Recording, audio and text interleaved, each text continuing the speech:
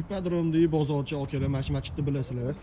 Hammanglar jumada shu masjidga chiqasizlar, bilaman. Shu masjidning yonida bitta zo'r joy sotilayotgan ekan. Sklat sifatida foydalansanglar ham bo'ladi, yashasanglar ham bo'ladi, sex qilsanglar ham bo'lar ekan.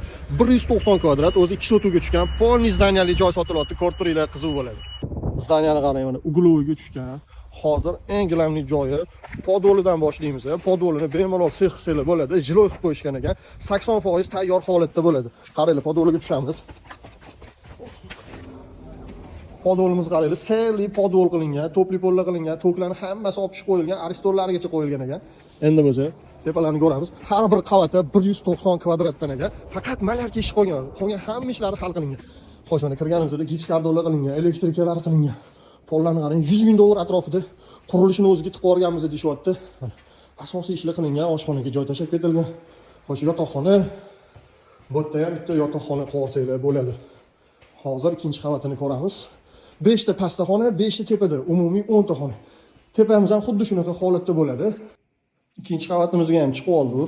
Yoruvchi ishlar zo'r, bu ham 80% tayyor, faqat malarkasi qolgan, elektrika, santexnika, qimmat ishlari hammasi qilingan, aristorlargacha qo'yilgan. Bu yerda ham 5 ta xona, 5 ta sanuzul umumiysi bo'ladi. Shunda ko'ryapsizlar, ajoyib. Biz bu joyni reklama asosida oldik. Egalarining nomerini pastda qoldiramiz. Egalariga telefon qilib bemalol baraka qilsanglar bo'ladi.